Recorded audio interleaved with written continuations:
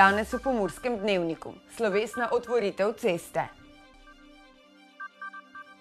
Pokanje in živali. Novoletni koncert v gledališču Park. Največ turistov iz Avstrije. Vreme, jutri oblačno s padavinami.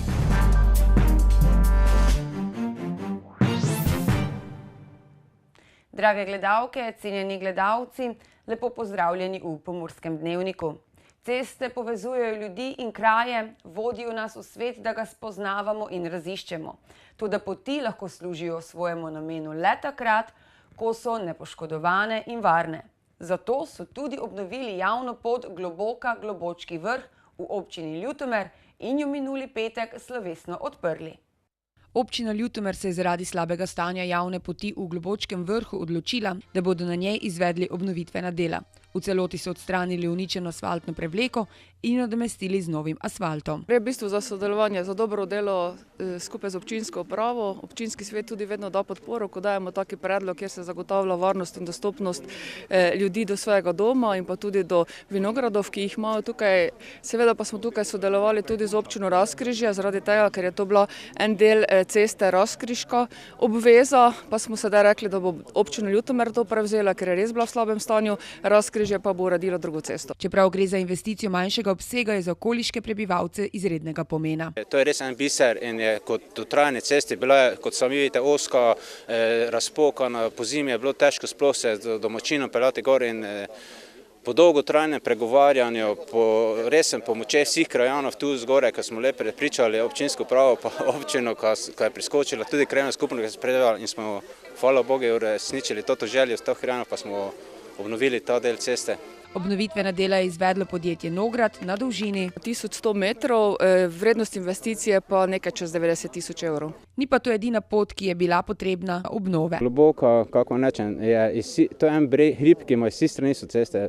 Do zdaj je ta edina asfaltirana, ostale vse ceste so makadamske, strme še bolj kot te, in ko vzdržujemo te ceste, navažamo gramoz, po vsakšnem malo večjem nalivu pa nam ta gramoz odleti v grabo in zato sem pravil, fajn bi bilo, če se to zasfaltira, tudi dolgoročni stroški do manjši, pa tudi ljudje do lažje prišli do svojih večinoma domov, odnosno tudi do svojih vikendov, ki jih imajo tu zgore. Novo cesto je blagoslovil kaplan Zoran Car, prerezali pa so tudi trak in tako obnovljeno pot predali svojemu namenu.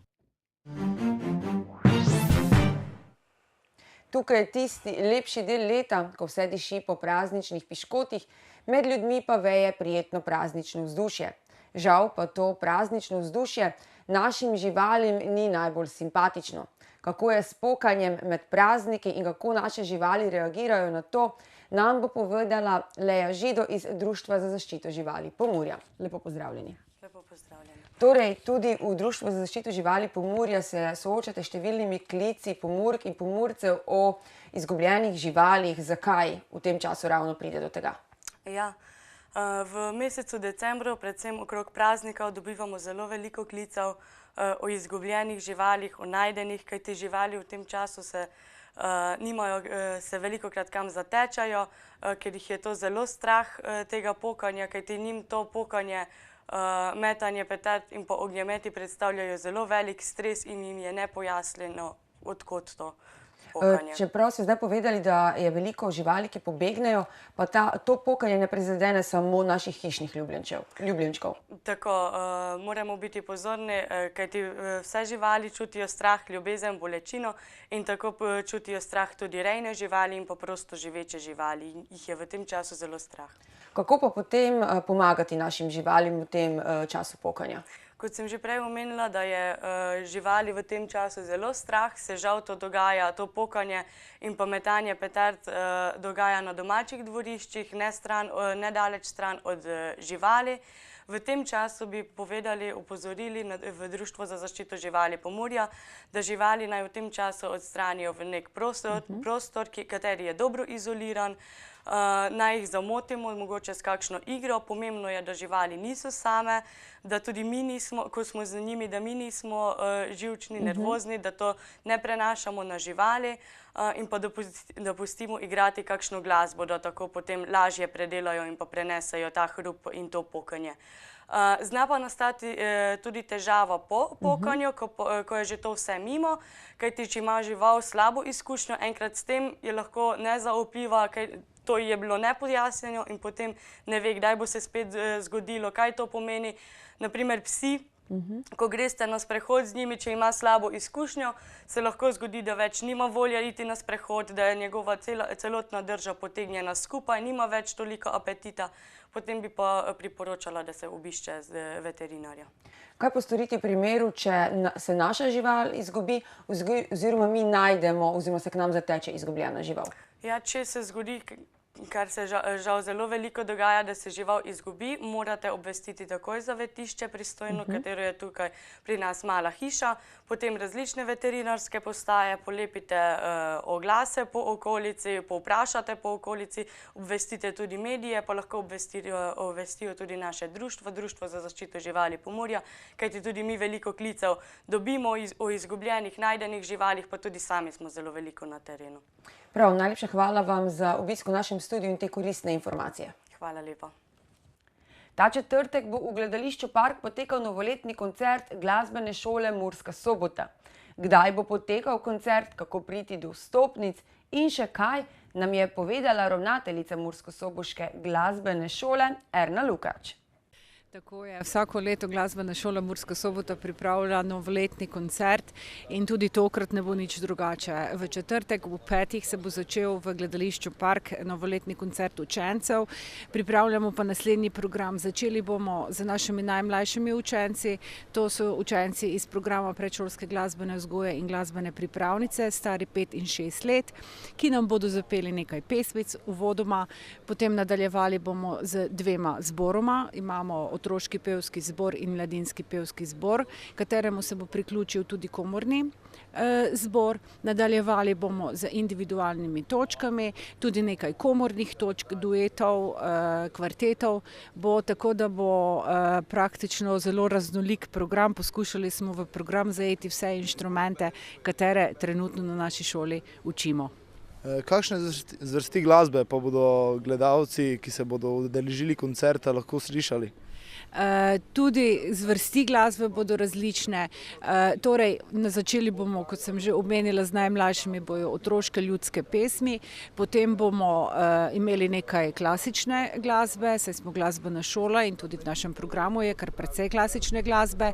Potem malo bomo razbili to monotonost z filmsko glasbo, nekaj je komornih zasedb na to temo in pa seveda tudi zaključili z božičnimi, saj je tudi temu primeren čas.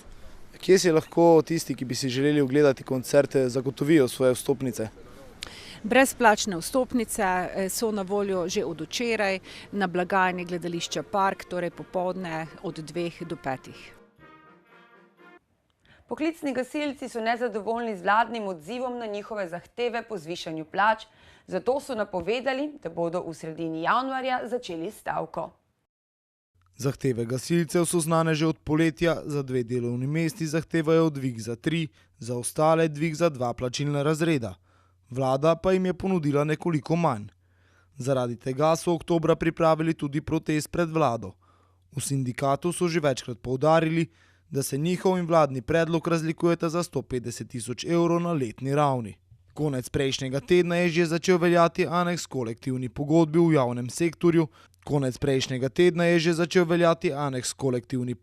javnem sektorju, ki za en plačilni razred izboljša uvrstitev delovnega mesta vodja gasilske izmene. Gasilci pa si prizadevajo še za dvig uvrstitve za 16 drugih delovnih mest. Povprečna plača poklicnih gasilcev se giba med 1100 in 1200 evri bruto. Vsi poklicni gasilci pa ne bodo mogli stavkati naenkrat. Če med trajanjem stavke pride do nevarnosti požara ali druge nesreče, morajo poklicni gasilci stavko takoj prekiniti in jo lahko nadaljujejo, ko je požar pogašen oziroma so odpravljene posledice nesreče. Zdi se, da je slovenski turizem neustavljiv, kajti država na tem področju zadnje čase niza izjemne dosežke. V Pomurju smo lani zabeležili skoraj 300 tisoč prihodov turistov, največ jih prihaja iz sosednje Avstrije. Lansko leto je Slovenijo obiskalo rekordnih 4 milijone 318 tisoč turistov, ki so ustvarili za dobrih 11 milijonov prenočitev. Obisk se je v primerjavi z letom 2015 povečal za 9,9 odstotka, nočitve pa za 8,1 odstotka. Rekordno leto pričakujemo tudi letos, saj je država v prvih 9 mesecih naštela 3,8 milijona turistov, kar na letni ravni predstavlja 14-odstotno rast.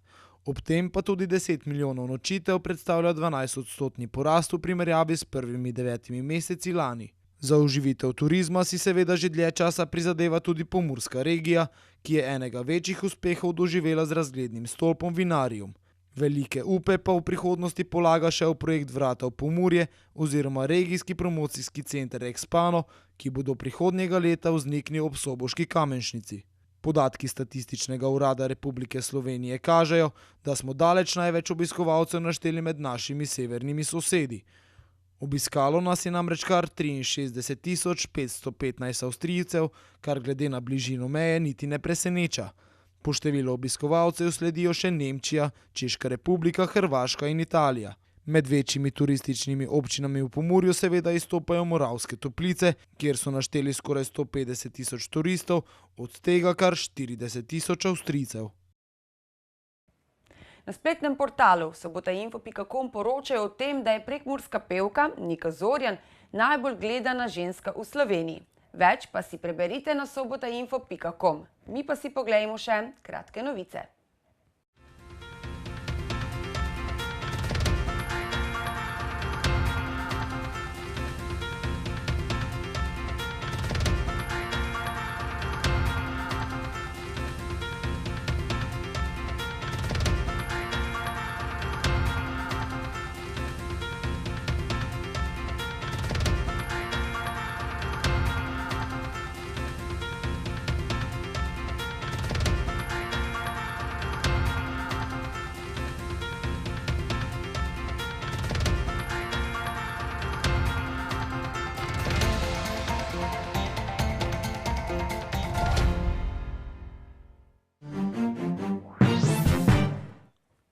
Jutri bo sprva oblačno s padavinami, ki bodo sredi dneva prehodno ponehale.